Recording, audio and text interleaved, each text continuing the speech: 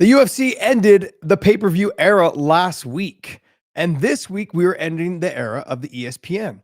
And looking forward to what's coming up in 2026, we have CBS, Paramount, and all the new things that potentially come with making these guys stars on a free platform. So I'm excited to see what 2026 brings, but we're closing out the ESPN era this Saturday night for another UFC Vegas. And I got to be honest, last weekend delivered.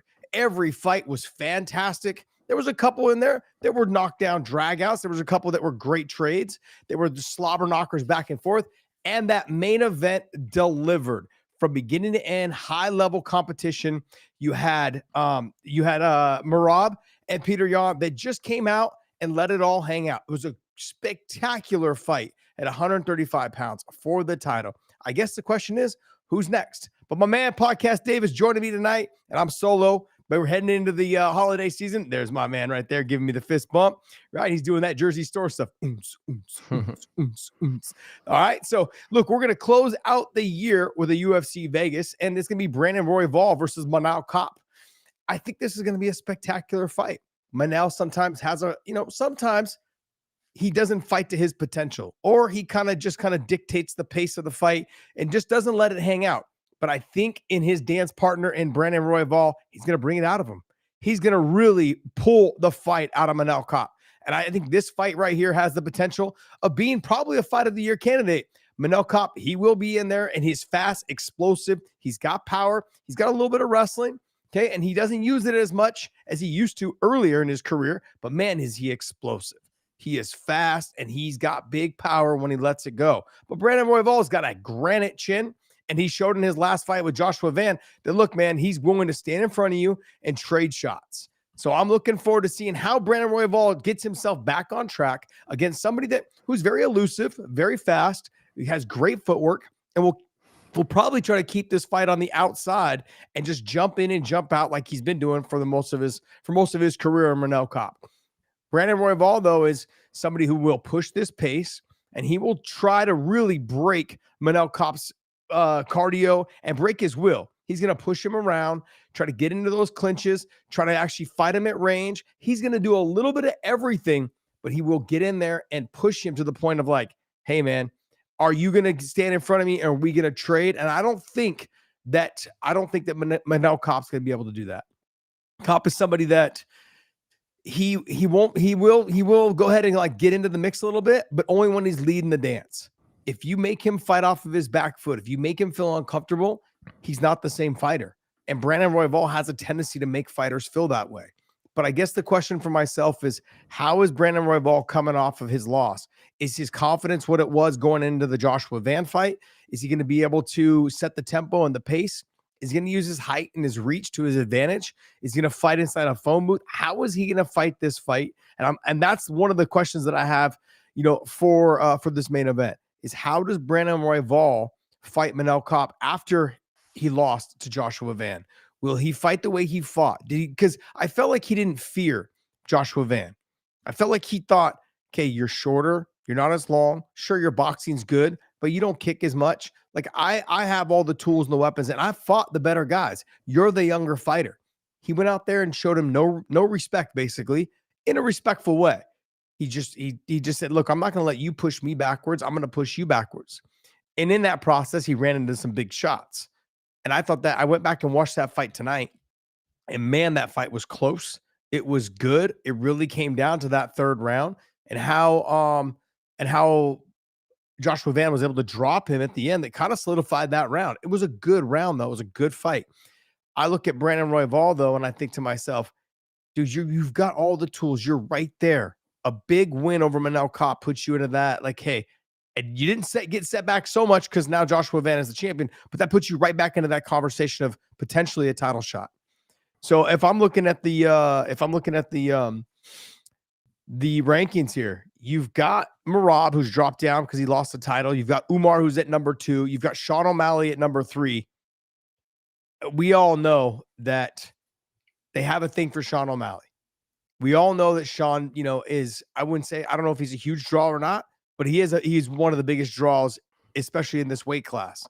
So that being said, look for them to fast track Sean O'Malley back up to the title. especially now that Peter Yan is the champion. That's a fight that Yan probably wants to get back.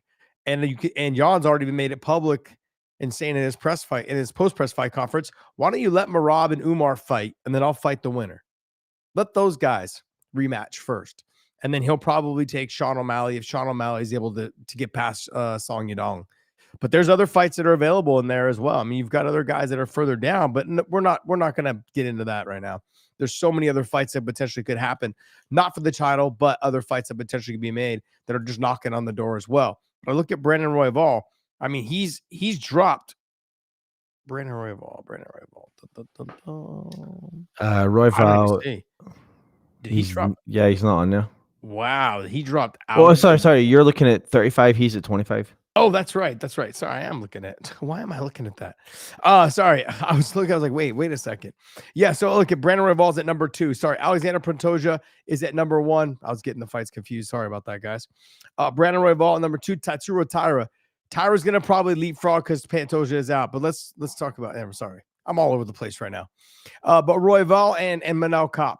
Pantoja is going to be right there. Manel Kape is going to be right there, and the winner of this fight really puts themselves back into the title talk.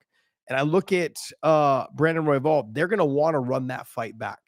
If he can get a win over Manel Kape, that fast tracks him right to getting the rematch against Joshua Van. Pantoja will be out for a while. Kape is and Kape is a dangerous fighter. He's got a lot of movement, a lot of activity, and but he's just got to pull the trigger. He has a tendency sometimes to fight a conservative fight sometimes. When he's on point, and man, he's dangerous and he's good. But I think Taira, I think Dana was talking about potentially doing a fight over in Japan. And that would be something that obviously I think CBS or Paramount, they would like to take that over there, especially if you take Taira over there or Horiguchi over there. They've got 2 of their best fighters on the roster right now. And you got, who's the other one? The one that lost to Pantoja when he first came out. Oh, man, I forgot his name. Another Japanese fighter. He's not in the rankings right now, but he fought Pantoja when he first came over. Not Tetsuro Taira. I forgot the name. A really good kickboxer, fast hands. Kaya Sakura. Yeah. Kaya Sakura. So yeah, him, and you've got those guys that are available to to go ahead and fight on a Japanese card. So we'll see if they can get that to come to fruition before probably April, May, sometime around there is when they'd probably like to have Tetsuro Taira or Joshua Van defend the title. And this is kind of a conversation that I had yesterday with Angelo. The conversation that I had yesterday with Angelo was this. Is that fighters, or not fighters, but the UFC right now is really trying to make sure that their first, I'd say 6 fights or half a year of fights are knockdown, drag out fights. And this is a big reason why I think Armand got overlooked. And not just because he pissed off Dana, which that's another reason, that's, part of it, I believe. But think about what the UFC did when they decided to put Paddy Pimblett versus Justin Gaethje. No matter which way they go, they win for the guy that is going to end up fighting Ilia Topuria when he returns. Paddy Pimblett's a huge draw in the UK, and you're going to end up having him versus, obviously Ilia Topuria if he gets a win over Justin Gaethje. That's going to be country versus country, and those are big numbers. Every time that they're going to be big numbers. UFC has been this is what they've been doing since Michael Bisping, Conor McGregor. They've gone all in on guys who have the support of the full country, and Paddy Pimblett has that. And so when you have guys like Justin Gaethje, you know that you're going to get a knockdown, drag out, slobber knocker of a fight, and that's exactly what the UFC wants right now for heading into this new CBS and Paramount deal. So whoever wins this fight, the UFC wins. If you have Armand, and this is no knock on Armand because I think he's probably the best fighter in that weight class at 155 pounds. I know that Ilia is the champion, but I think Armand is probably the best fighter in that weight class. But that being said, he is not going to be the draw. He's probably not going to be as exciting of a fight. And he may potentially beat Ilia Topuria. And if he does that, that doesn't help the UFC, I think, for the vision that they have for Ilia Topuria. But I look at this, and I think this is another reason why, if Brandon Royval is matched up against Manel Kape, you kind of can't lose. Manel Kape, he may wrestle a little bit if he was to fight Joshua Van, but mainly it's going to be a stand-up fight. The two of them are going to stand and bang and trade. And then if Royval wins, you get an automatic rematch with Joshua Van and Brandon Royval, which I don't think you can go wrong with. They'll just pick up where they left off. So there's a lot of reasons, I think, why we're not seeing the fights that we want to see, because they understand that this UFC, or not this UFC, but this new TV deal, this is the moment. This first 6 months and 8 months are so crucial to getting new fans, to getting the mom or the, or the females, involved in the sport, trying to get that. I don't know if you guys recall when Oscar De La Hoya was first coming up, they had more females in attendance or buying the pay-per-views than they had ever buying boxing during that time. And right now, this is those moments to try to get those fans that they never thought they could get. And you've got to make it happen in the first 6 months. If you don't, it's that whole first impressions. If you don't make a good first impression, then you're going to lose them for maybe forever. And this is that moment. They know that they're like, look, I need to put the best fighters that we can in there. They're going to have action-packed fights. And even though Armand looked fantastic in his performance over Dan Hooker, I believe that you have the whole country of Patty, the story, the way he conducts himself, his interviews, all that. And then you got Justin Gaethje, who just speaks for himself, the human highlight reel. Those are things that the UFC can sell. Joshua Van can be sold, okay, because of his performance against Royval and how young he is. He's the second youngest champion ever, right behind John Jones. And he's also the youngest fighter to ever get to significant strikes, 1,000 significant strikes in his young career. That's massive. Those are things that the UFC can market. And I look at what they're doing with Royval, got him matched up right away. And they have Manel Kape. They're fighting this weekend close enough to each other so they could potentially rematch Joshua Van and Royval. And then if Kape wins, I mean, then you probably just slide Tetsuro Taira in there, or you have Taira fight first, and then Royval can, fight maybe somebody else. We'll figure it out. But I think they're looking to have that Royval and Van fight rematch again. That's a great fight. We saw it the first time. I think they'll just pick up where they left off, unless the UFC can get a fight locked down in Japan for Tetsuro, or for Taira and Joshua Van. So they've got options, really good options, by the way. So great fight in Brandon Royval and Manel Kape. I think it's going to be a fantastic fight. Giga Chikadze and Kevin Vallejos, like, this is a fantastic fight. What concerns me a little bit for Giga is straight up his age. I believe he's 38 years old. Let me see here. I believe he's 38 years old, 37 years old. And and then you've got Vallejos is 24. But then on top of that, Vallejos had like one of the best fights in the Dana White Contender Series. Yes. You got that smile on your face. I'm an idiot. I just like was switching screens there, and I just showed everybody a picture of me and my wife. You moron! It's all right. It wasn't anything incriminating. It was screenshotting. Yeah, no, exactly. Silly boy. Oh man! Right as I was posting on all the socials as well, we're live right now. I'm making sure everybody sees that picture. I'm such a dog. That's fantastic. I bet she's gonna love that. I'll make sure to send her a text. Like, yeah, send out a full picture of you guys. I don't know if you guys recall, but Kevin Vallejos he fought, Jean Silva in the Dana White Contender Series. Came up short in that fight, but he was only, I believe, 20 or 21 years old at the time. Then he went out, got 2 wins after that fight, put on some great performances, came back. Now he's back in the UFC, and he's been fantastic. So great performances by him. I think the age is going to be an issue, though. I think Giga is, can't afford to be taken down. We've seen that he doesn't have really great takedown defense. He's not great off of his back. And Vallejos is one of those guys that he will just come forward. He'll try to land the big shots. He'll try and get after you. And he's got a pretty damn good chin, as we found out in the Jean Silva fight. But is Giga's age going to come through? And can he stop any takedowns from Vallejos? We're going to find out. But 16-1, his only losses to Jean Silva, which is obviously has aged well, because Jean Silva is a fantastic fighter, having a great career in the UFC. I know he just lost, but he was looking great in that fight.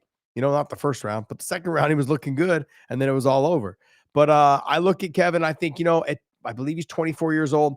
I think Kevin is going to have a great chance of getting this win over Giga. The age, the ability to not stop takedowns. I'm going to lean more towards Kevin. And see, and look, fingers crossed, like they're looking for the young guy to come up. This is a big step up in competition for him, and only being 24 years old. So I think that they see something in him. I think they want to try to build it. I think they want to try to, get a big name on him. This will catapult him. I believe Giga's ranked like what's Giga ranked? I think he's ranked. I think he's actually, did he not fall off because he was out for so long? Yeah. No, he's 15. Yeah, I was gonna say, I thought he was 15. Yeah. So I mean, look, this puts Kevin at 24 years old right in the rankings. A very similar story to Joshua Van. So I like this fight for Kevin Vallejos. I don't like this fight for Giga, but it doesn't mean the old dog can't pull it off. Can't count these guys out, too soon. But Kevin, I think will mix up a little bit of wrestling in there, and he's going to let the hands go. He's going to be aggressive, maybe to his demise. We're going to find out, but I think he's got a good chance of getting this win. So I'm going to lean towards Kevin Vallejos in this fight. And then you've also got Cesar Almeida versus Cesare. I don't even know how you say his name. John used to say his name all the time. Oleszczyk. So, but I look at this. Also, this is another situation where even though Cesar is a former kickboxer, world-class kickboxer, he's 7-1, but he's also 37 years old. And then you've got Oleszczyk or whatever he's 25 years old, and he's really kind of been coming into his own. Fantastic fighter, comes after you, he comes aggressive. I think that the speed will be a little bit of a factor. He's got to be careful with the power. He's very hittable. Oleszczyk is he's very hittable.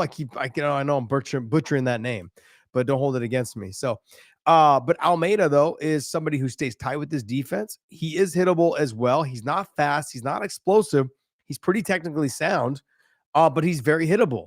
And I think that Oleszczyk can get this done. I think if he puts the pressure, puts Almeida to his back to the fence, I think he can potentially finish him and get him out of there. He's just got to be very composed when he does hit him and rock him and not leave himself open. Because we saw with Almeida, but even though he was rocked in one of his fights, he was able to what was it, Abdul? Who did he fight? Abdul something, I think it was. And he ended up catching him. What's his name? Abdul Razak Al-Hassan. Yeah, Al-Hassan. He ended up catching him off of an exchange. And it was fantastic, man. He was rocked himself, was very patient against the fence, and was able just to capitalize. I believe it was a left hook, if I recall. And you can't leave yourself open. So Oleszczyk needs to be very careful on how he when he does open up, it doesn't leave himself open, because Almeida is very clean with his defense as well as his counter shots when he is injured and hurt. He's never out of the fight, especially when you got that kind of power. So that to me is one of those fights. It could end up being a great fight. The two of them getting after it, because Oleszczyk is just somebody who doesn't fight very smart. Fight IQ is not really in there, but he's fun to watch fight. So Costa versus Charrier, I think is how you say him. It's Charrier. Good fight, man. This is going to be a fantastic fight. Fantastic fight. Charrier can wrestle a little bit, but mainly stand-up guy, and Costa can do everything. And Costa is one of those guys that I look at him and I think to myself, man, like if he can just rattle off, 5 or 6 big wins in this thing, I mean, I could see this fight being fantastic, being a fantastic fight. 29 win, or not 29, he's 29 years old. Costa is. Charrier is like 30. There's not much of a difference in terms of weight, or not weight, but reach and height. So you have 71 and 69. So Costa's got a 2-inch reach advantage. There's a 1-inch height advantage for Costa. Great fight though. I look, Charrier is very composed. He's got big power, throws good combinations, comes after you aggressively. But Costa can take this fight to the ground. He can dominate the top position. He's also somebody that pushes the pace. He will keep coming, and he's fun, man. He's really, really fun. So I think this is going to be a fantastic fight. This is another one. Marcus Buchecha. Buchecha I've trained with multiple times. I used to be part of the team Checkmat, and train jiu-jitsu with those guys. And so I had a good couple of years of training with them, and just realizing how damn good Buchecha is. Fantastic. But where he lacks is the ability to get the fight to the ground. And also, too, this is not a jiu-jitsu fight. There's no relaxing and hanging out and chilling on the bottom, trying to go easy to get your guard, or try to mount up your guard attacks. There's none of that. You're either aggressively attacking the half guard and trying to get back on top, or trying to get back to your feet, or you're attacking submission after submission and trying to sweep, submit, and get up, or submit, sweep, get up. Like if you're not, you got to be chasing those three things all in a row, and they've got to be going back to back to back to get yourself back up to your feet. And Kennedy is just tall, long, 6'4", right? He's got a long reach, I believe, 83 inches. That's going to be a lot more than Marcus Buchecha. So Nchekwu is dangerous. He's got way better stand-up than Buchecha. Buchecha should be able to get this fight to the ground, but how often can he get this fight to the ground? And can he hold the fight to the ground? I believe if the fight gets to the ground, I think he'll be able to hold him down. I think he'll struggle a little bit if he can't get that fight. If he can't get the takedown early, he may tend to struggle after that. And continuously getting takedown after takedown after takedown. So that does concern me a little bit in that. And I did notice that they just added today, I believe it was today, they added Bobby King Green against Lance Gibson Jr. I've got a lot of experience with both these guys. I fought Bobby Green, King Green, Bobby Green. I fought Bobby, and he's obviously slowed down a little bit since I fought him. I fought him over 12, 13 years ago, maybe even more than that, actually 15 years ago. I think it was 11 years ago because it was 2014, right? Was it? Yeah. I don't think so, no, because I fought Nate in 2013, I thought. Okay, so then you're right. You're right. I thought for some reason I fought him before Nate. I fought him after Nate. Yeah, so it was 2014. July. Yeah, it was 2014. But Lance Gibson Jr., his father was a UFC fighter, great fighter, good fighter, good stand-up guy. Lance Gibson Jr.'s got good takedown defense. He's physically very strong. He's got big power in his hands, good kicks, very talented. He does lack a little bit of the off of his back, but he's actually pretty good in the scrambles, and he's good at getting himself back up to his feet. I think this is a perfect matchup for Lance Gibson Jr. to come into the UFC. He's 9-1. And the expectation is that he's going to come out and be exciting on the feet. And they should expect that from him. But Bobby Green, no matter what's been happening to him over the time, I'm not going to count him out. He's a crafty veteran. He rolls really well. Lance will sometimes fight to his to the speed of his opponent, kind of let the fighter, let his opponent kind of dictate the pace of the fight. And then he'll come aggressive when in little spurts. He can't afford to do that in the UFC. He got away with that in Bellator, but he can't afford to do that in the UFC. When these guys see in the UFC, when these fighters see that you start to slow down, they start to push back. They start to get after you. And so I think Bobby Green is going to have to be very cautious of the power, given the circumstances of which, he's been struggling lately inside the cage. He's had some bad knockouts as of lately. So he's got to protect that chin, try to keep those hands up a lot more than what he normally does, but he's got to avoid the big shots from Lance Gibson, because Lance got some power, and he's nasty with it. Once he gets the rolling, you can't let Lance Gibson get going. Bobby Green's got to kind of dictate the pace of the fight. Can't fight off of his back foot. I know he's a counter striker, but it's not in his best interest to fight Lance Gibson off of his back foot. He's got to be right in Lance's face. He's got to be making Lance throw and try to make him miss and get busy with the hands. Bobby Green's busy with the hands. It might overwhelm Lance Gibson. We're going to find out. I haven't seen Lance fight in probably 2.5 years, maybe 3. And so since the Bellator thing wrapped up, so a little over 2 years. So I think this is a big deal. This is a big fight for Lance Gibson. Welcome to the UFC, man. We're going to see how you do, but this is a perfect matchup for him. It's not too difficult, not too hard, but it's also a name. So somebody that you can kind of stamp your name on. And I believe Lance is 31? No, he's 30 years old. So, and Bobby Green's 39. This is that time frame when fighters, especially in the lighter weight classes, start to really struggle. And Lance Gibson coming in, great opportunity for him. Big fight for him. Big fight. First fight in, Bobby Green. Good luck, my man. I'm gonna kind of pick through the prelims on this. Obviously, I've got to talk about Neil Magny and Yaroslav Amosov. I've said nothing but great things about Yaroslav Amosov before you guys butcher me in the comments, okay? In the chat. He's very talented. He's very good. He just got a submission win, I believe, in like 1.5 minutes against Curtis Molender, who used to be in the UFC. He was able to get the Darce and the Anacondas. Like, he's so good on the neck, and he threatens that all the time to get himself back up to his feet. He's got good stand-up. I believe he's 31 years old. He's 32 years old, and Neil Magny's 38. But having to deal with that reach and the range of Neil Magny and the craftiness of Neil Magny, but I believe that Yaroslav Amosov has a good chance of winning this fight. And not just because he's from Bellator, but because he's a very talented fighter. The only knock that I have on him is he sometimes just fights to like a rhythm. So when I look at Amosov, I go, look, he gets to a bounce and then he kind of just, he kind of just fights at not a slow rhythm, but at a pace that like he can go. He's got a great gas tank. I just don't see the real explosiveness out of him. He scrambles really well. He's very difficult to take down, and he's very difficult to hold down. Extremely flexible. He's got some pretty good power in his hands. He puts his combinations together pretty well. But how will he deal with the reach and the range as well as the height of Neil Magny? Because Amosov's not a very tall guy. I believe he's only like 6 foot. They don't have height on him or reach on him right now. But Neil Magny being 6'2", and the reach is 80 inches, which is ridiculous. That's a lot of reach there. And Amosov, I don't know what he is. If you can maybe look that up for me there, Dave. But Amosov is a stud, man. Very talented. Look for him to chase reach and what? At reach and height. He's 5'11", with the reach of 75 inches. Yeah, so 5 inch. You got an 5 inch reach advantage for Neil Magny, and then 3 inch height advantage for Neil Magny. But he should be able to beat Neil Magny.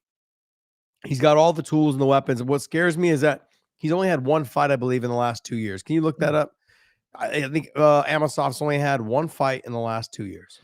Yeah, well, he fought March, and then the last time he fought before that was November 23. So yeah, not quite 2 years, because that's November and March, so they're about 6 months apart. So but what's scary though is that one fight he had was against Curtis Molander, but it was only 1:45. So did he really get? He won it. Yeah, no, I know he did win it, but you're also like you learn a lot and you get a lot better by being inside the cage. And if you're only in there for a minute, you're not really getting the reps you need. And I know we don't get paid by the minute, but you want to be in there getting some work, And I think a lot of people expected the Molander fight to be a lot more dangerous for him, and it wasn't. And I can just tell you, like, he's very talented all the way around. Look, I've had conversations with, Dustin Poirier. I've had conversations with Sabah Hamasi. I've had conversations with Dalton Ross and those guys and Johnny Eblin. They're like, dude, this guy is so damn good. So good. And so I don't know, man. There's just certain guys that I think, look, they have all the potential. I think he lacks the explosiveness in the way he fights on the feet. He's very good on the feet, technically sound, defensively sound, but he's not overly explosive. And so he's got some power, all of those things, but he fights to, like I said, like a rhythm, like a bounce in his step, and he fights to this rhythm. He's got to break that rhythm every once in a while to like give these guys something to fear. So I'm excited for him. I've been trying to pitch him for the longest time on social media about how he'd be a great addition to the UFC, especially in the 170-pound division, because that division is so stacked right now. You've got so many good guys. You got Jack Della Maddalena. You've got Ian Gary Machado. You got Shavkat. You got Morales. You've got Bilal. You've got Pratis. You got Brady. I mean, like, these are all relatively young guys that are all in the mix. And Bilal is not young, and neither is Kamaru Usman. But you've got those fighters. Brady's still pretty young. Pratis, I think, is mediocre young. What is he, 31, 32, something like that? Michael Morales, I think, is 25 or 26. Shavkat, I think, is 29 or 30. And then Ian Gary is, 28 or 29? And then Jack Della, I think, is a little bit older, like 32, 33, somewhere in there. But you've got good fighters that you can mix in. You throw Amosov in there at 32 years old. It makes for some fun fights, man. Really fun fights. And let's not forget, you got Bonfim that's there. You've got and even Colby Covington is in that mix. I'd like to see Colby and Yaroslav Amosov because they used to train together. So that'd be a fun fight. And I mean, I had heard stories about how that used to go, but I think it'd be fun to see if Colby would take that fight. But those are pretty much the fights that I'm looking forward to on this card. And it was good to see that Lance Gibson Jr. is getting the shot and the chance and the opportunity to get, in the UFC, and he's doing it against a name. So right away, that lets you know the UFC is like, hey, we kind of like what you're doing. We'd love your style, and we're going to give you a name. And if you get past the name, like, look, we're going to put you right into some name fights, which is awesome. Absolutely great for him. So good luck to both those guys. Sorry, Zeke6629 asks, how do you feel about Bobby Green starting the prelim? Is he starting the prelim? Because it says on my UFC card here, it has him as the main card. He's the opening fight on the main card. 1, 2, 3, 4, 5, 6. So he's either usually there's 5 on the main card, but sometimes there's 6. So it depends if there's 6 on the main card, which I don't see it on here, but here I'll see if UFC's website actually. Well, let me explain to you this way. Lance Gibson and King Green, that fight could probably end pretty fast. Buchecha could get the submission pretty fast against Nchikwu. Okay, you've got Costa and Sherrier. Like one of those, Costa could finish him by submission. Sherrier could finish him by knockout. Almeida and Oliveira or whatever, I think that fight doesn't get out of the first round. I think they're going to end up getting after each other. Someone's going to get finished in that fight. And you got Giga and Vallejos. I think somebody gets finished in that fight. Brandon Royval and Kape, that's a fight that's probably going to get some distance because Kape's so good at on his bike. He's good with lateral movement. He stays out of range really well. He hops in, hops out. So unless he gets caught. UFC.com does not show that fight even on there. I don't see Bobby Green anywhere. Yeah. I was looking at that earlier. It wasn't on there either. Yeah, but I'm here on the UFC schedule, and I actually saw a couple times on Instagram today that it was added. Okay, so that must be why then, because they just added the opponent today. I saw earlier today Sherdog had him as the mystery opponent thing over here. But Sherdog has him build either main event in the prelims or starting the main card, depending on whether it's 5 or 6 fights up there. So I could see it being the main event on the prelims. I'd be all for that too. Either way, I mean, let's be honest.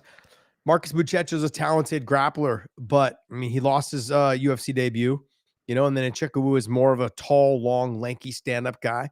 So you either get a submission or you get a knockout, or you get some sort of finish from Kennedy Nchikwu, or you get Marcus Buchecha getting the submission. So I could see them opening the card, but I would lean probably more towards Lance Gibson and Bobby King Green would be a good opening fight. Because if you look at who they have, I think scheduled for the main event, and when I'm looking at it's Amanda Lemos versus Jillian Robertson, a stand-up fighter versus a grappler, and Julia Robinson. Like it's going to come down to that could end up being a finish or a snooze fest. So I think they're going to probably end up having Bobby Green and Lance finish main event the prelims is what I think. Makes sense. Dave, that's going to wrap up our UFC Vegas talk, and it's going to wrap up the end of an era, man. Thank you, ESPN. It's been great. It's been sometimes a little controversy on your guys' app, shutting us out, kicking us off, all those things, the lag, the freeze, and all those. But I think ultimately it was a great experience on ESPN while we were there. I really enjoyed it. I'm glad because I think what it did was it really catapulted the sport into every sport fanatic's house. It showed everyone that the UFC and MMA was a real sport, given it it validated that the UFC was a real sport and not just human cockfighting. So it was good to see. I'm glad that they went there, and I'm glad that they're moving on to CBS and Paramount. I'm looking forward to it. What do you got for me there, podcast Dave? All right, let's hop into the next one here. I don't think you've covered yet since this kind of got lost, I feel like, in the shuffle of everything that was going on with the pay-per-view this past weekend. And there was just so much conversation around, all the different things. And then, the fallout with like Armin not getting the next title shot and all that and having to work his way back up, like that became a big story. So I feel like this got lost in the shuffle, but want to get your thoughts on BMF making a comeback. Max Holloway, Charles Oliveira. Is it the right fight? Or is there a fight you'd rather put in that spot? No, I think this is the perfect matchup. I think this is, look, Charles Oliveira deserves whatever the UFC wants to give him. I mean, he was so good at 145, but the weight cut was killing him. Came up, became champion at 155. And he's done, I think, everything the UFC's asked of him. And I'm looking forward to what he can do next. He's not old by any means, but it's hard to stay relevant in this division. So 155, 170, 155, 145 are the three, and 35 now has really kind of made its way. These are very tough divisions, man. Very difficult to continue to be one of the best. And he's been doing it for a long, long time.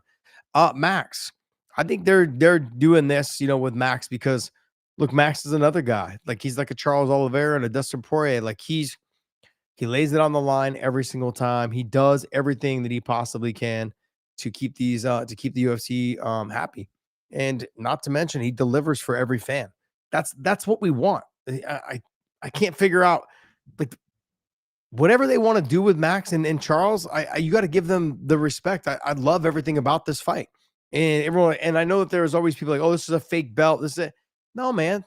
This is the belt to show respect to all the ones that have come through, the fucking OGs, the ones that really deliver fights for us. I mean, I wouldn't be surprised. Dan Hooker deserves a shot at this belt eventually. Hopefully he gets it. I mean, he's been somebody that, like, his fight with Dustin Poirier was freaking fantastic. He's had some great fights, and I think that he'll end up being one of those guys that tries to get a shot at that belt as well.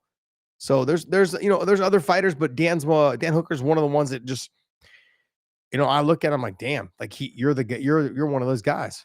Max Holloway, Charles Oliveira, they fight anyone, anytime, anywhere. They don't care. Love it. Love it. Like a Brandon Moreno or a Brandon Royval, both those guys, they could potentially fight for something like this. So I don't know. I love this fight. I'm glad that it's we're giving it a little love, and I think this is going to be. And look, and I did see a Lazy Bed said it's a rematch. The first fight wasn't really a fight. Like shoulder popped out, they weren't able to continue, and then the fight got stopped. It's not really a rematch. There wasn't a lot. Like, can't really say how much, like, what really would have happened. The fight didn't go long enough to really say what would have happened. So ultimately, it was shaping up to be a fight that we were all excited about, and it didn't. And that was at 145. Both these guys now are completely different, not different fighters, but I think they're both better fighters at 155. They were both killing themselves to get to 45. And I think Max Holloway is a better fighter at 55. And I think he's going to prolong his career, that he's not making that weight anymore. And I think Charles Oliveira, there might be even a chance that Charles, how you guys see him? He looks like he's on death's door when he makes weight for 55. So I look at that and I go, man, I think that he is somebody that potentially could go up to 70. I don't know how he'd do, because he's tall, but he doesn't have a huge frame. But I mean, I think you take a look at him and the success that Islam has been having. Like, just, I know it's one fight, there's not much to go off of, but even Islam's like, man, I don't know why I was killing myself for so long. I wish I would have went up earlier. And I think Charles is one of those guys. Charles is somebody that can carry the weight, physically looks good. He looks like he takes care of himself, like on in season and off season. And so I think that's a fight. I think that's potentially something that could happen down the line if Charles wanted to make that run up to 70. I could see it. If I was to match him up, if I was to match Charles Oliveira up with guys in that division, I mean, that would be some fun fights at 170. I mean, I could come up with some big time. You can come up with some. You got Charles Oliveira, him and Sean Brady would be a fun fight. Both really good grapplers and stylists. Because I mean, like, you could say maybe Charles has a little bit better stand up or has better stand up, but how will he handle the size of Sean Brady? And Sean's actually talking about coming down in weight to 155. So that'd be a great fight. You got other guys too. Like, how would somebody like a Bomb Theme, or how would somebody like a Gilbert Burns? That'd be, if you watch a Gilbert Burns versus Charles Oliveira. But there's fights to be had. This is a fantastic fight. I'm glad they put this fight together. Like you said, Lazy Bed, it's a rematch, but it's a fight that we really didn't get to see. So I'm glad that we're actually getting an opportunity to see it now. Next thing. Yep. All right, let's hop in here. Want to get your reaction to this notion from Donald Trump that there's going to be 8 to 9 title fights on the White House card. Obviously, a lot of people are replying like that's just impossible, and it doesn't make any sense. But what do you think? Yeah, there's only 11 weight classes. I highly doubt there's going to be 8 to 9 title fights. There will be world-class fights on that card. You will have some of the best fighters you could possibly have on that card. And he just misspoke. Let's just be honest. I mean, he misspoke. He just knows they're going to be, I think that's his way of saying, like, when he says world title fights, he means like world-class fighters. That's what he means. You're going to have some of the best fighters on that card, and they're going to have a great time. All the people that are allowed to attend in person are going to have a fantastic time. And all the people that are across the street at the park, with big screen TVs and loungers and all that other stuff that's out there. It's going to be huge. It's going to be absolutely huge. So what they could do is they could just make up championships for like different parts of the government, and then be like the Department of War champion, and then like just have them fight in the different offices. That'd be one way to do it. You have the Department of Education, and just the Department of Education just gets fucking smashed by the Department of War. What the you're wild, man. I think this is, look, I know we've been talking about the White House card since it basically it came to fruition. Like, people were saying like, oh, what happened to have a White House fight? And we're like, yeah, whatever, it ain't happening. And it really is gonna happen. So there's a lot to talk about, but we've regurgitated it so many times. Everybody that I've talked to, and I even had Mike Bond on, and he said, he goes, look, there's only gonna be 6 to 7 fights. And I even had somebody else on, and they were talking about Damon Martin. It's like, they're not gonna have a ton of fights. Don't expect this to be a true UFC card. It's gonna be, he says 8 to 9. I think it's gonna be less than that. I think it's gonna be 6 to 7. Why wouldn't they do a full card? It's going to be too difficult. And when you're there in person, it's very difficult to watch that many fights. And what's going to happen is the security for that is going to be ridiculous. That's a lot of money. The security's going to be there anyway. No, yeah, I understand what you're saying. The security's going to be there anyways, but you have to amp the security up because you're going to have 5,000 people on the lawn. When was the last time the White House had 5,000 people there? I mean, I don't know how often they host 5,000 people. That's a lot. And then, not to mention this, right across the street is where that park is. And they're going to have Dana said it can kind of house up to 80,000 people. It just seems like that could, there's going to be a lot of security, man. And let's not forget, and I brought this up with Angelo. This all sounds great in theory. But there's protesters, there's antagonizers, there's all these things that we need to keep in mind, and don't expect this thing to run as smooth as everyone thinks. You're going to have these fucking weird, these people out there that are going to try to just destroy something that's good for everyone trying to enjoy it. So but they have good security anyway. Like, the UFC has good security anyway. Like, the most kind of brawls you see typically occur or events are between fighters, and I feel like the fighters are going to be a bit more respectful or on better behavior that night of all. No, I'm not talking about fighters. I'm talking about random people that are across the street. It just they're gonna have to have a lot of security out front too, not just there. And the UFC provides security, but it's mainly the venues that provide the security. So they have security people that work for that venue, whether it's the T-Mobile Arena or if it's MGM or whatever it is. Do you think that's going to affect the number of fights, though? Yes. You do? Yeah, it's just too much. It's going to be too much.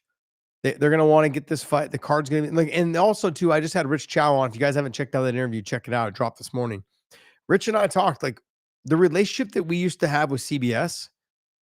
They're once you put fights on real TV with commercials, you can't have more than, say, 4 fights. It's 4, maybe 5 fights, because commercials, you end up having a 5-hour night. I mean, even when CBS was with Bellator, they still only wanted 3 to 4 fights. The reason why is because you're going to have to fill in all those commercials, which pays them back. And at $1.1 billion, they're going to have to run a lot of fucking commercials. So this is going to be like, they want to try to keep that window of 3 to 4 hours. And how do you keep that window of 3 to 4 hours? We don't even have commercials during pay-per-views, and it's still 3 to 4 hours. Now you run commercials between rounds, and you run commercials between fights. What do you mean they're going to want to keep it, though? You don't want to keep what? You said they're going to want to keep it 3 to 4 hours?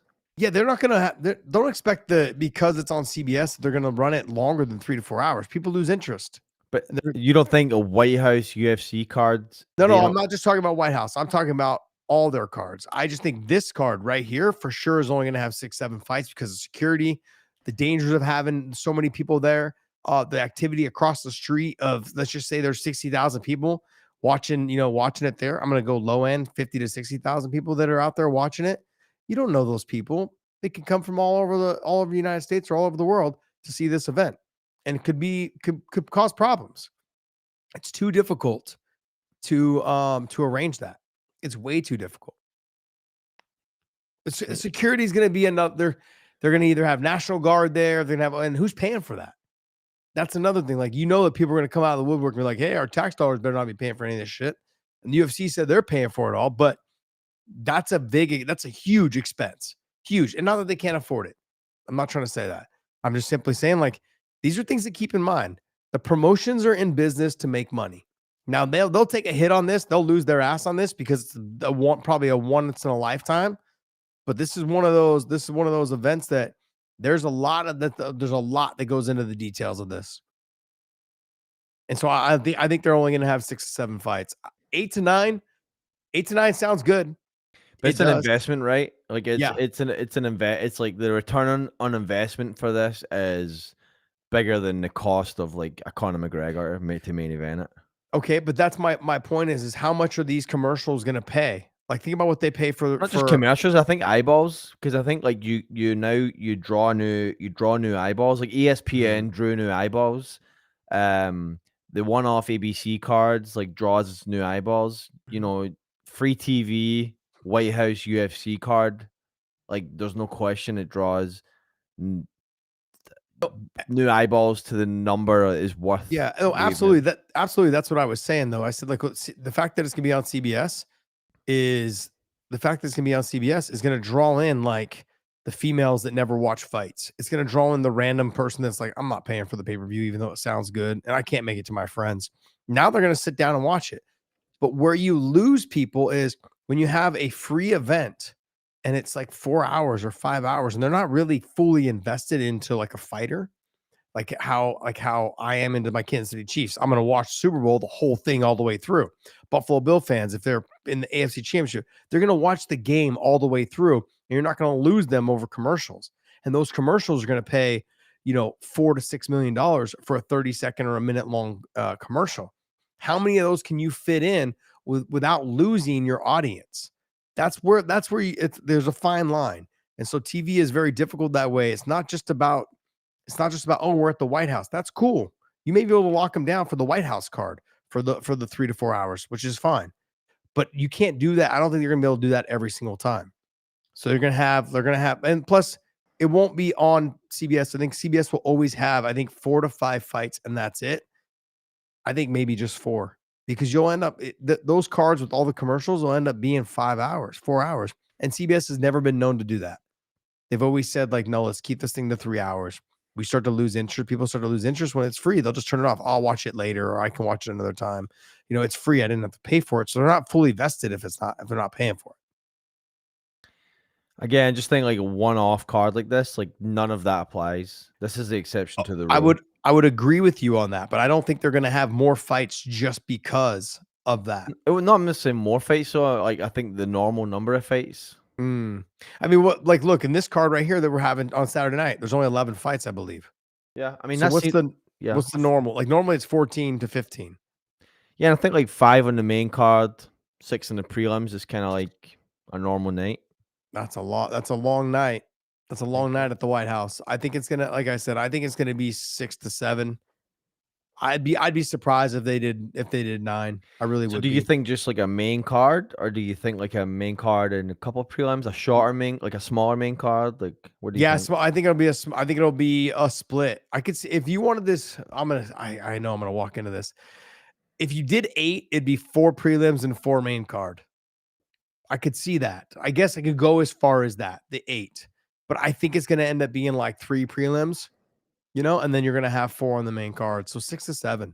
But then you think it 6, 7. Oh, dude, my kids will not cut that out.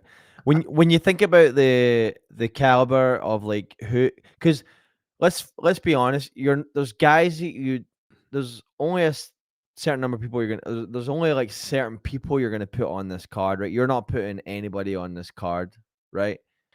So then maybe that does feed your theory well, in that you're not putting unranked people, no offense, but you're not putting unranked people on the card that are not bringing name recognition to your brand. You're going to put you're going to put names, and you're going to put people that are going to put on performances. Yeah, I think all those things could possibly be true, but I also believe that you're if let's just say you have Conor McGregor at the top, I don't think you're going to have a John Jones right below it.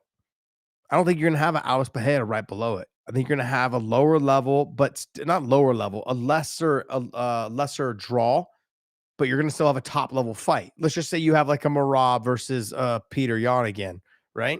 I'm just throwing names out here. I'm not saying that's what's happening. But you're going to have, but once Conor's there, there's no other draw. Like you're not going to get another 5 million views because John Jones is on it. It's just not going to happen. Everyone that's going to watch John Jones, and why would I pay John Jones $20 million to fight Alex Pereira when I don't have to?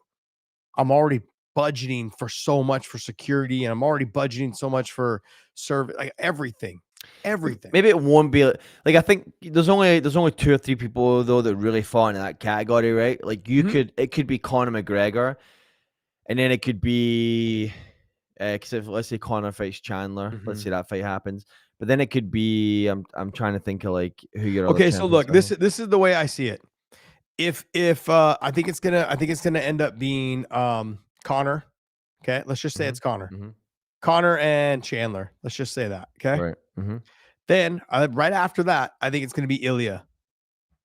It's gonna be Ilya, and then probably Patty or Justin, because you know you're gonna get a great fight. You know you're gonna get if Justin wins, if Justin beats Patty, you're gonna get a knock. Someone's getting knocked out. Yeah, for sure. Someone, and if not, it's gonna be one of the greatest fights ever. Okay, and if you get Patty, you get a whole country.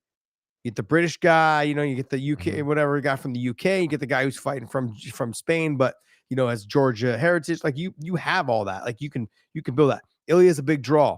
You got Patty or you got Gaethje. So that's your main event and co-main event. It doesn't really matter what you do with the rest of the card. Because now you have the UK market, you got the Conor effect, you got Chandler kind of brings in the American market a little bit.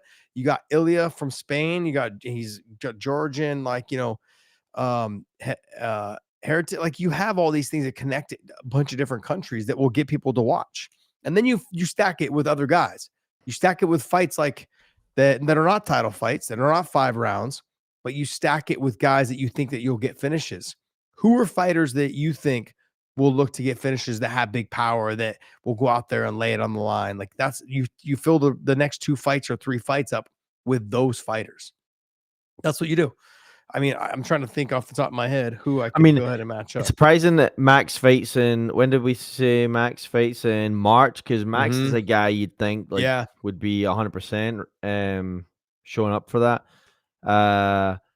You know, who is there an American that Volk would fight? I mean, look, I could see. I don't know when's this fight scheduled, but like I could see the Sean Strickland and Fluffy fight. Fluffy's someone that comes forward. Sean has a tendency sometimes to be boring. That's fair. You know, you could throw, because Drickus is not the champion anymore. You could throw Brennan Allen and Drickus on there. Drickus is always wild and crazy, and you know, and Brennan Allen's talented. Fluffy's also American, so Fluffy could end up being number 1 contender for the title. Yeah. So I mean, that's a good one, right? The 85 title you could put in there, South Africa versus. No, he's not the champion anymore. You got Chimaev's the champion. Yeah. But Fluffy versus Chimaev's a good one too. Yeah, I mean, I mean, like, no, I don't think you'd add another championship fight. Do you think you wouldn't add a championship? No, that's 3 championship fights. Who did you say? Conor Chandler wouldn't be a title. Conor's not a champion. Conor Chandler's not a championship, but it's going to be 5 rounds. So it doesn't matter if it's a title fight. It matters that the 5 rounds because of the TV. Once you start adding, like, it just becomes time and then commercials, and then now you're, you know, if people get bored of it's a boring title fight, you're like, shit. Okay, or it's a boring 5-round fight, they're gone. They've checked out. Zeke says it's already confirmed Derek Lewis is fighting on the White House card if he wins. So that's a good one. I mean, and that could be a prelim fight, and it wouldn't be offensive to Derek, right? Like you could, if it's on the White House, that could be a prelim fight that you wouldn't be like, oh, this does not belong in the prelims, because when it's a White House card, you're like, oh, okay, if these are the main card fights, Derek Lewis on the main event in the prelims, for example, is actually a good fight. I mean, can you imagine Derek Lewis taking his pants off? My balls are hot at the White House, right? And he's just wearing these Stars and Stripes underwear. Yeah, Stars and Stripes underwear with all the hoity-toity people there. That's Great. Zeke also said, I think John Anik said the main card will be on TV. Prelim will be on TV. Prelim will be on the app. Would you be the 5 fight? I don't understand what he's asking. Prelim will be on the app. Would you be the 5 fight? Is what he wrote up. I don't know what that means. Would you be the 5 fight? Oh, the prelims will be on the Paramount app. Is what he's saying. Would he be the 5 fight? No, he probably like isn't he be the fight that probably gets people to tune in to CBS? That might be it. Is that if that's what he's talking about? Zeke662, man. Thanks for the $5 super chat. I appreciate it, man. It's already confirmed that Derek Lewis is fighting for the White House. That's awesome if he does win. Who's he fighting next? Who's fighting? Derek? Who's Derek Lewis fighting? Hold on. It's on the tip of my tongue, man. And then Zeke, thanks again for the other $5 chat that you pulled up. I think John Anik said the main card will be on free on TV. Prelim will be on the app. Yeah. Okay. Yeah. And then you be the fight. You be the 5 fight. The 5th fight. No. Oh, he's fighting Cortez. He's saying prelim will be on the app. Would you be the 5 fight? I don't know if I would never be the 5 Zeke, fight. if you want to clarify in a regular comment, we'll answer it for you. I just don't know what you mean.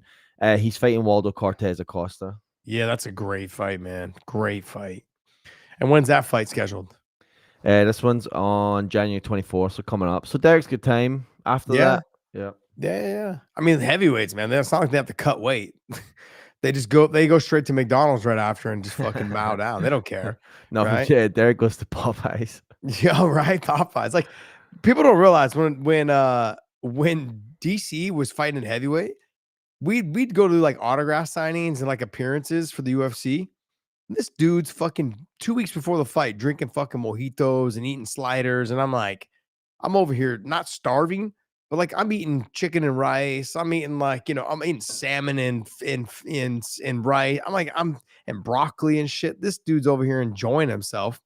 And it was probably the best he ever looked was in the heavyweight division. So I was super jealous, man. Always jealous that guy. I saw Zeke662 had another one that was a little bit longer. Yeah, let's hit that one now if we're done with the White House stuff. So Zeke says, let's talk about the elephant in the room. PFL wet the bed again. Now they're doing Saturday at 11 in the morning with UFC at night. I'm not going to watch fights all day on Saturday. PFL, WTF, fire whoever is in charge. Yeah. Thanks for the $20 super chat, man. Zeke, I appreciate it, man. You guys all came through for us the other night, and I want to thank you guys. You guys are making it great for me, and I love this, man. This is awesome. In terms of them doing it at 11, where's the fight at? It's in Paris. This one is So you guys should expect it. Like the UFC does the same thing.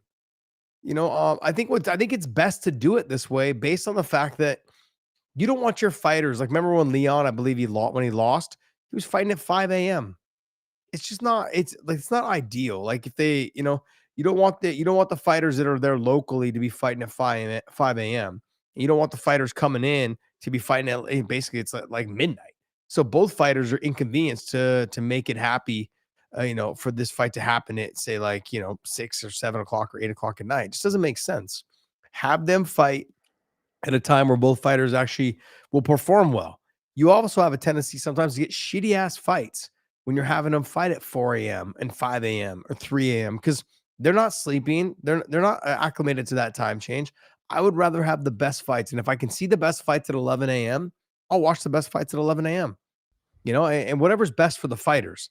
And I know it doesn't fit for everybody, but I think this is a better opportunity for the UFC to do this than it is to do than it is to try to compete with the UFC. So I don't mind this as much as you do, Zeke, but I understand why they're doing it. And the fight card's a good card, man. The fight card's a really good card for the PFL. So PFL is doing a lot of good things. I'm going to go ahead and bite the bullet though. And I'm going to bite my tongue because I'm looking forward to seeing what they do in 2026. They have some good fighters that are on the roster. They just re-signed, I believe, Johnny Eblin and AJ McKee. And Nemkov is there. He's fighting for, I believe he's fighting for the title against Henna Ferreira.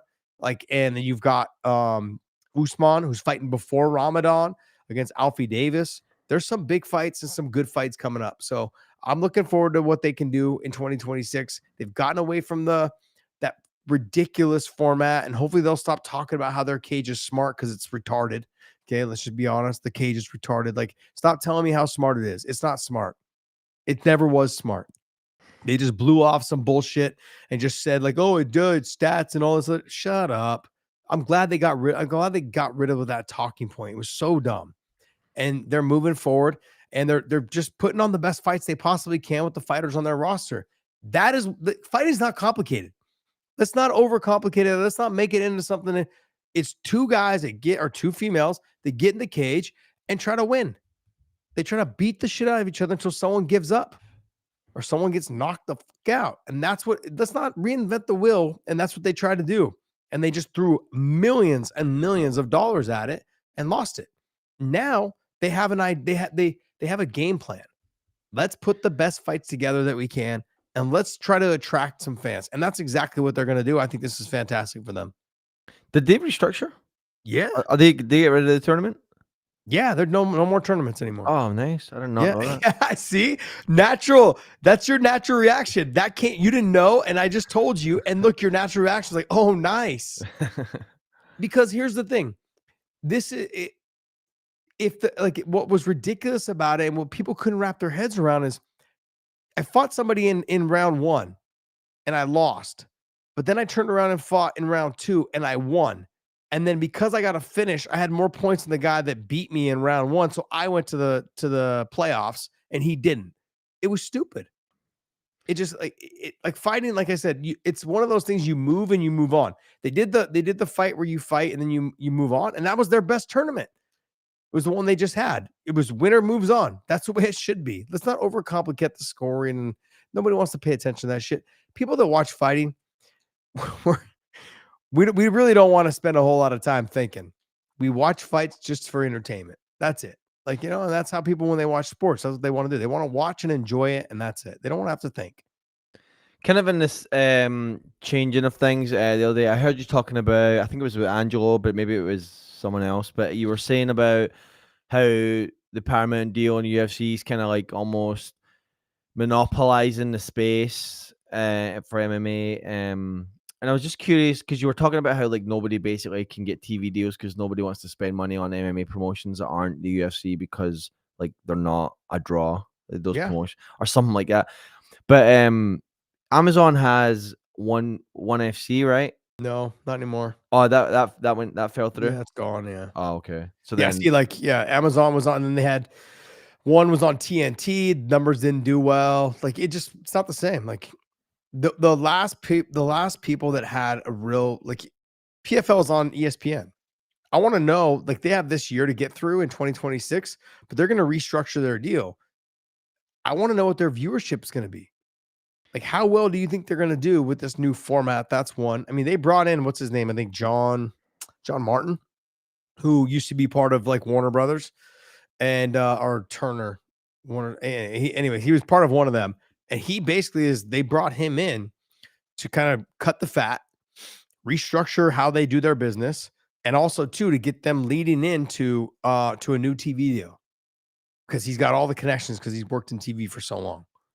He's a young, bright mind in this TV industry, and it's good for them to connect with him.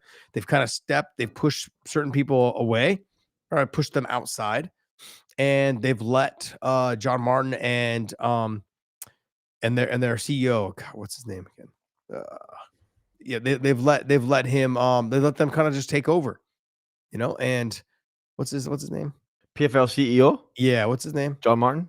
No, the other guy. It says John Martin. No, not Peter Murray. It was Don Davis. Oh, Don Davis. Yeah. Is he gone? No, he's not gone. But Peter Murray is. I believe that he's gone now. So he's been pushed. I don't think he's been completely pushed out, or he's over in the European market somewhere, just not too much involved. I believe is what it is. Overall, they're making some good moves. Like I said, they've cut the fat, and then they're restructuring how the fights are taking place. They've got rid of the tournament. And it's fun, man. This is going to be fun. I'm excited for them.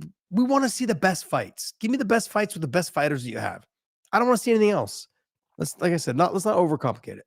Zeke says, wait, Josh, are you saying they're getting rid of the tournaments? Thank you, sweet baby Jesus. See, this is everyone's reaction. I'm not saying. I'm saying yes, they are. They did. That the last tournament that they had was the last one they'll have. Alfie Davis was the champion, and whoever else was the champion. Yeah, all done. So did they just carry on as champion now and defend the titles, or No. Now they got rid of like Bellator. They made it one PFL title now. So the champion from the last tournament is now fighting, Usman or Magomedov. That's Alfie Davis. He's fighting for that title now. So that'll get rid of the tournament title. Basically, he's just the tournament champion. He was never the champion anyways in the organization. Their their tournament belts they never carried over till the next year. So those okay. So then how are they champions right now? Because they were Bellator champions? No, the Bellator champions fought against the or against whoever the PFL number one contender was, or the PFL tournament champion, and then they made that person just the unified PFL one champion. Yeah. You're welcome, casuals, because I know we are on the same page right now. Me and the casuals are like, wait, catch us up, get us up to speed, please. Yeah, but it's true. Like it was just so complicated. It was, and everyone lost interest in it. And talking about the smart cage, lost interest in that too. You've now got Chris Cyborg and Collins fighting for the title. You've got Nemkov versus Henna Fajeda fighting for the heavyweight title. It's gonna be fun, man. You got Usman versus Alfie Davis. I think Dakota Disheva is also on the card. And the fights that are not for titles, you've got other ones that are like in PFL Africa, right? You've got that. That's like a little turn. They got a little thing over there, but that's also the finals. Like they're doing little tournaments in areas, but they're like Dana White Contender Series stuff. So yeah, Denise Kilholtz is making a return to the cage. She's fighting Dakota Disheva. Denise Kilholtz is, she's from the Netherlands, real good Holland style kickboxer. She's got good power. Her and Dakota Disheva should be a fun fight. I mean, Dakota's a lot younger. Denise, I think, is 38 or 39. She just had a baby too, so she's coming back. Long layoff from having her baby. So this is a tough fight to come back to, but I think they wanted to, I think Denise is like, look, I'm either going to win the championship or I'm not going to fight. So she's like, I'm just going to go all in. Good for her, though. I love watching Denise. She is such a sweetheart, but damn, she's vicious. She's nasty and mean. So is Dakota Disheva. So good fights. What else you got for me, Dave? All right, let's look at Conor McGregor talking about his return. I know that this has happened several times now, but the recent spiritual awakening that he discussed. Wanted to get your thoughts on him saying that. Is that what we're calling psychedelics these days? That's what we're. Hey, I'm just repeating what he said. Yeah. I'm self-motivated, and I for sure want to crack at that belt. I for sure want to crack at that 170-pound belt to go for the Triple Crown. What do you think about Conor and Islam, or whoever ends up being in that position when he is ready for his return? The sad part is look, if he gets one win over Chandler, I could see the UFC just putting him right into the 170-pound thing. And I wouldn't be surprised, because I don't think Conor's going to make 55, and I don't think Chandler wants to make 55. So the White House card, if they are the main event, I wouldn't be surprised if it's at 170. So that being said, he gets a win at 170 against Michael Chandler, and I could see the UFC going like, hey, Islam, you want this fight? And I think Islam would for sure take it. He would for sure take it. So sadly, though, the 170-pound division is stacked right now, and everything is in, like, it just seems like there's a bottleneck to get to Islam, because Islam came up and he kind of froze that weight class for a second because he was coming up to get his second title, and the UFC wanted to grant him that wish. He got the wish. He wins and dominates the title. And then now that bottleneck, everyone's at the top going, I'm next. And they all have an argument for it. Michael Morales has an argument. I'm undefeated. I just finished your number 2 guy. Ian Gary's got a little bit of an argument, not as much as Shavkat and Michael Morales, but he's got an argument for it. So he's an active fighter. He has been active at least for the last year and a half, 2 years. He's been active. He's done the UFC a couple solid favors. But Conor, I'm sorry, man, leapfrog all of them. If he gets a win over Chandler and he wants that 70-pound title, do not be surprised if they decide to find him another fight at 170 that he could potentially win, and they put him in that position. I would not be surprised. If I'm looking at the roster right here, him and Carlos Pratas. That's a fight that he could potentially win if he has, like, with the power that he has. If he gets back to any semblance of what he looked like when he fought Eddie Alvarez, I would not be surprised if he could get past Carlos Pratas. Possibly. Maybe a Leon Edwards. You know, Leon's getting older in age, 38, 39 years old, I believe. You know, hasn't looked fantastic, you know, but and might be a winnable fight for him. Him fighting a UK guy that could sell that fight in Ireland. I don't know. If he gets a win over somebody in the top 10, I think I could see the UFC be like, hey, this is the money fight we got to make. We got to make CBS and everyone happy, and let's make it happen. And I think they would end up doing it. I think they would. And that would just freeze Shavkat. That would freeze Morales. That would freeze Gary, JDM even having a chance to get back to the title. It freezes everything if Conor gets 1 win or 2 wins. Some of these guys will fight against Islam here soon, whether it's Ian Gary or whether it's Shavkat or Morales. One of those 3 guys are going to fight against him in the meantime, but probably not until after Ramadan.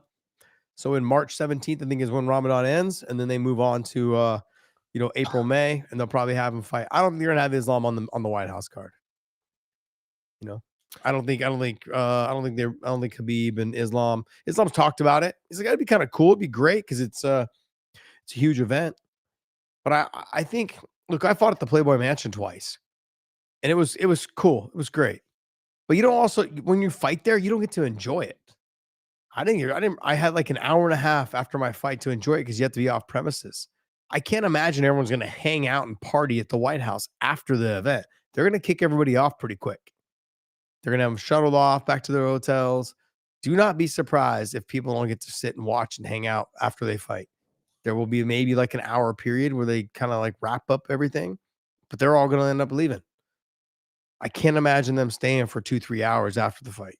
I don't see it happening. And there's too much going on in the White House. They're going to be like, hey, the fight's and event's over. Let's wrap this thing up. And everyone kind of trickle out, shuttle all the fighters back to their hotel, and you guys just do your thing.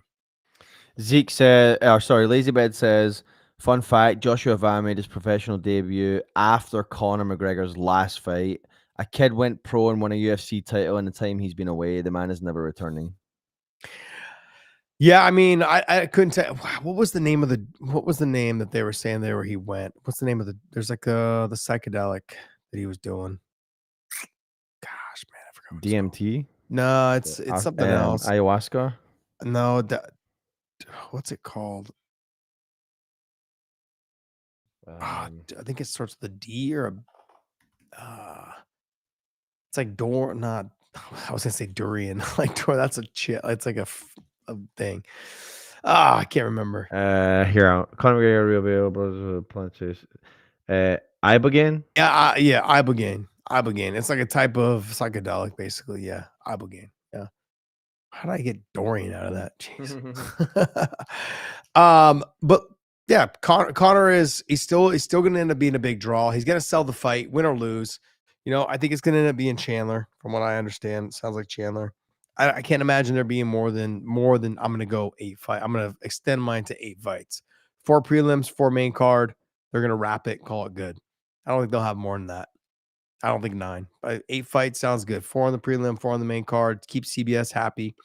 People are going to tune in for that. They don't want to get lost in all the commercials and they'll end up tuning it out, whatever it is.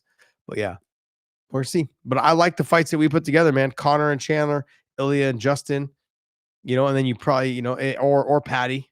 If Patty wins, he'll be on there. You know, young up and comer, talks really well. Love it. He's fun, energetic. Like you've got it all written out there. So Zeke, man, thanks again for another super chat. Appreciate you. Another $5 super chat. Thank you, buddy. What else you got for me? Fight news here. Sean Strickland and Fluffy Hernandez, February 21st. We just had Fluffy on a few months ago as well. Mm-hmm. Yeah, he's fun, man. He's fun. I'm looking forward to him getting this fight. I love this fight. If I had to pick a fight for him, it would have been this or DDP because the DDP fight also interests me as well. But I'm also not mad because Brendan Allen and DDP, Brendan Allen had a great fight against RDR. And then he calls out DDP. Is like, look, I want that fight. DDP is like, okay, I oblige. Let's go ahead. Now, hopefully they make that fight here soon. It hasn't been announced, but I love that fight as well. So I was leaning more towards Fluffy and DDP, and then maybe Brendan Allen and Strickland or whoever else. But I'm not mad at this fight at all. I think this is a great fight. I look at it, I go, look, Fluffy to me is the better grappler. May not be able to hold Sean down though. Sean is very good at getting back to his feet, very good at scrambling, very, very difficult to get down, period. But when he does get taken down, he's good at getting himself back to his feet. Fluffy's got great submissions. It's absolutely fantastic in the submission part of it. But Sean Strickland's also very good at avoiding being submitted.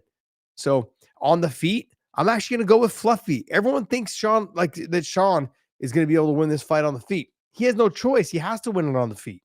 But I'm going to lean towards Fluffy. Fluffy's got a good chin. He's going to come forward. He will be the smaller of the two fighters, though.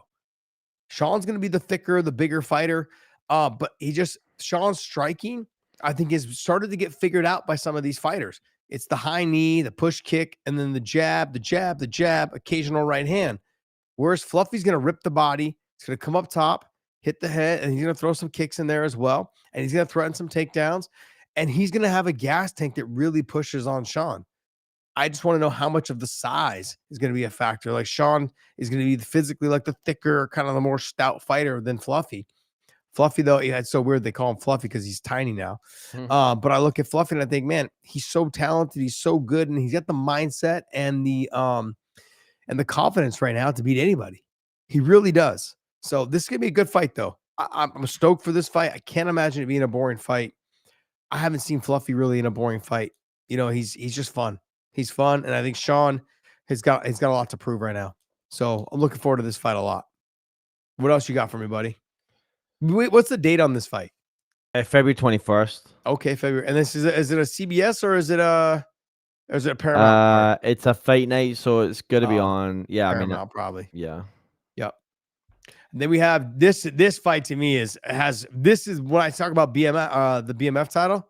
This is a fight that could potentially be for the BMF title. Both of these guys, I can't imagine this being a boring fight.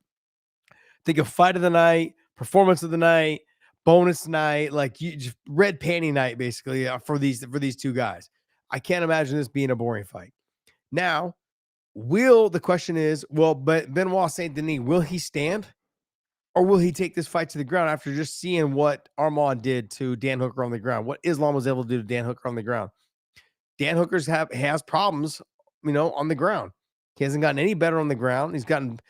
He was better for a bit on the takedown defense, but when he hits the ground, though, he has no escape. He really mounts no offense. He really doesn't really get back up to his feet.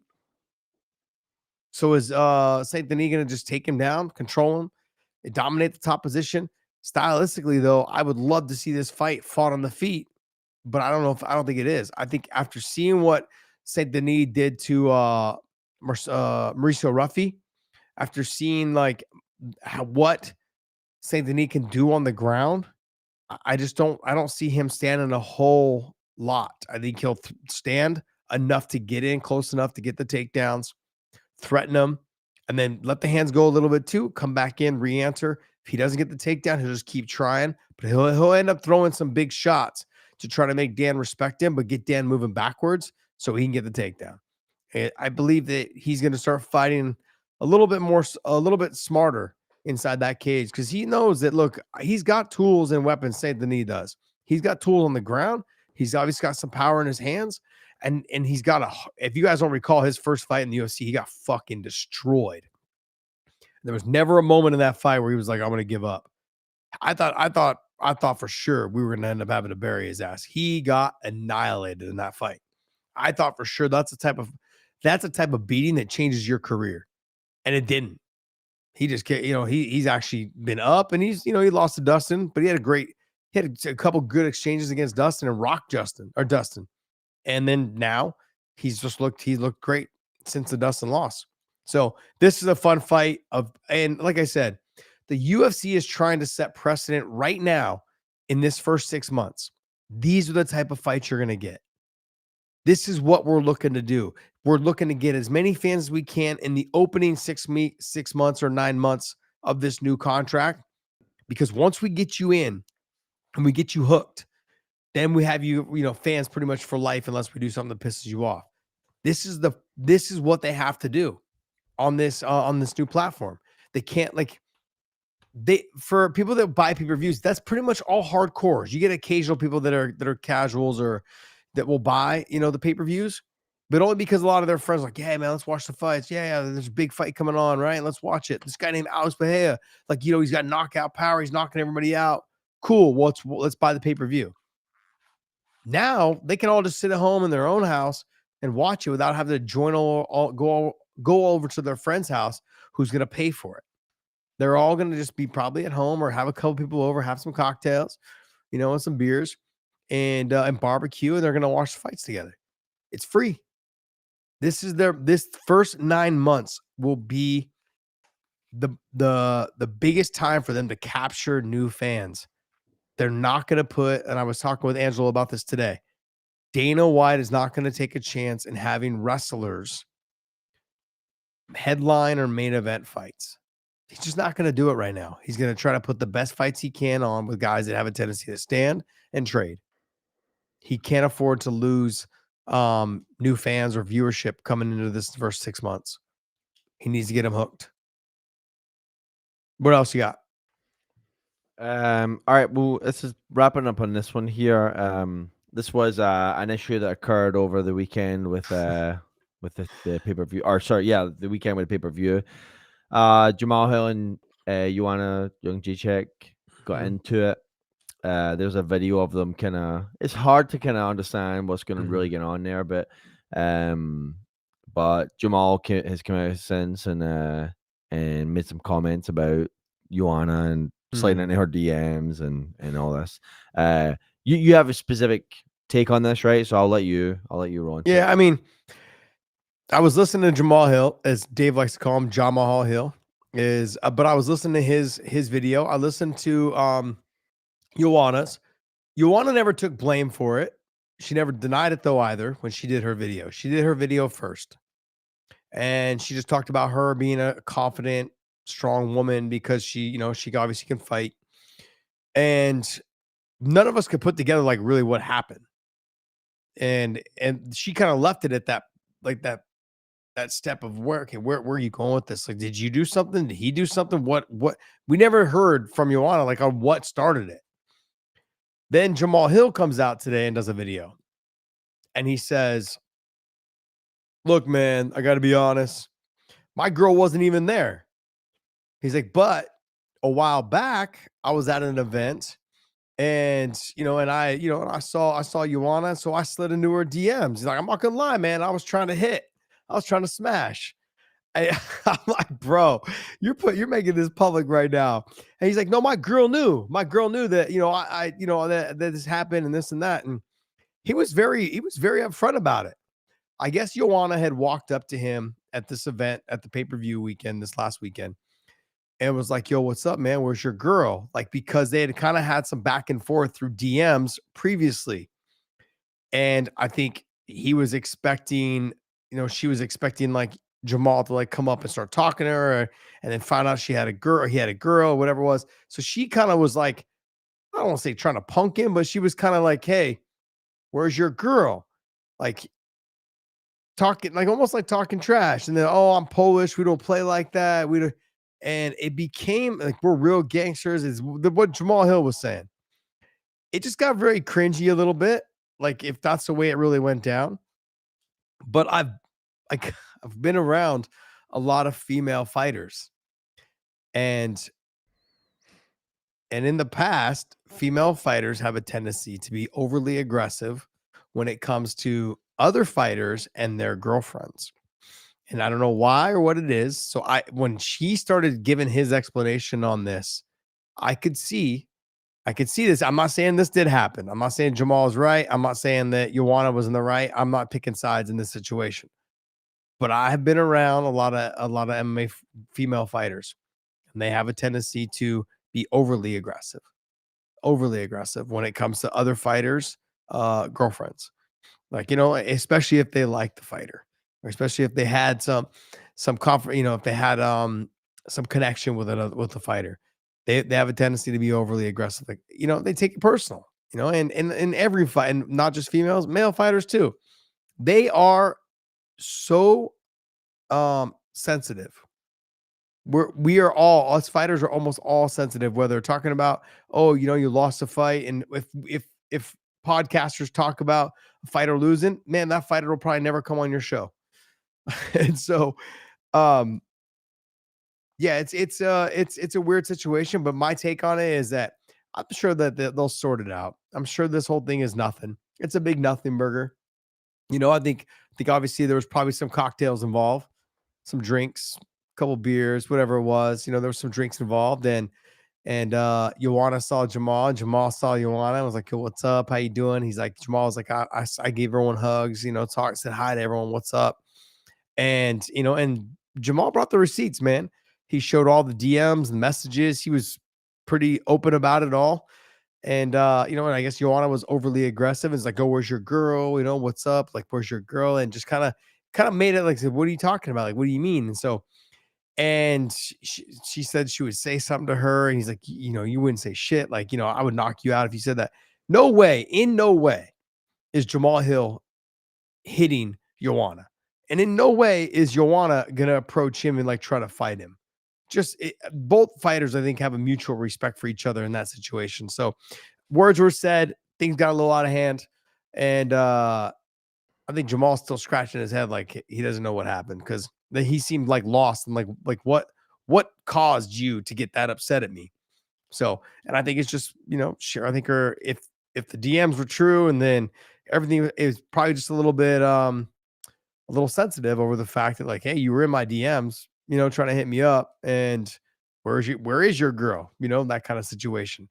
That's how people are. So they'll squash it, they'll figure it out. They may cross paths, they may not, but it's definitely talking news right now for most people. But interesting, man. Interesting stuff. This is the fight game. It's a small world. You run into each other all the time at events, autograph signings, you know, appearances, whatever it is. So you still see each other, you know, all around for a bit. So fun stuff. What else you got for me? Oh, we missed the super chat. I want to make sure we don't miss it. And then Zeke Mhm. just dropped one as I said that as well. But Griff F7N asks Alexander Topuria versus Peyton Talbot. Who wins? Sorry, I missed that earlier, man. But Oh, there it is now. how much was the super chat? Two. $2. Hey, thanks for the $2 super chat, my man. I appreciate it. Topuria versus Talbot. Right now, I'm going to say Topuria. Look, I thought Talbot looked fantastic over the weekend. I just think that Topuria right now is he's got the cleaner boxing. Henry Cejudo was able to land some clean shots, and Henry's shorter. Henry had to, you know, didn't You have know the it's reach. Alexander Topuria, right? Yes. Not okay. Yep. Just making sure. Yep. Yeah, because they don't. Ilya Topuria doesn't fight in that weight class. Okay, just making sure. Yeah, I got confused in the beginning too. So you were clarifying. Yeah, that is one of those fights. Right now, I put Alexander Topuria ahead of him just slightly. I know he's not in the rankings higher than him, but the boxing is cleaner, the defense is cleaner, and the ability to, I think, wrestle is going to be good enough to control him. But Peyton Talbot is huge for the weight, enormous. So I think this is one of those. Eventually, they'll meet down the line, but I think Topuria is going to end up with a name value fight here coming up here pretty soon, and we're going to see exactly what happens when he gets tested. What else you got? Zeke's question, we'll wrap up on this one. Is this a therapy session we're talking about? Relationship problems? Who the fuck is this guy? Who the fuck is this guy? Man, Zeke, thanks again for another $5 super chat. I appreciate it, my man. I really do, man. You've been awesome this last couple of weeks, and keep it up. I started inspiring all these other people, so I appreciate the $5 super chat. Yeah, it is a therapy session. All these fighters, all of us need therapy. We're all fucked up. We're all fucked up in the head. So want to thank you guys all, man. And what else you got for me, Dave? Is there anything else? Nope. That's a wrap. Look, I'm gonna be traveling out of town a little bit here and there. So I'm gonna try to get you guys as many shows as I possibly can. Keep an eye out, hit the bell for notifications so you guys know when shows drop. But I'm planning on my Sunday night recap. I'm gonna watch the fights. and I'll do the Sunday night recap with Angelo. I'm not sure. I believe Angelo can make it this weekend. He has some business that fell through, so he should be able to make it. And we're going to have a good time, man. Do the best we can through the holiday season. If you guys can't watch us and join us, make sure you guys hit that bell for notifications and you guys can watch us another time. And I want to thank you guys for continuing to support the Weigh In podcast.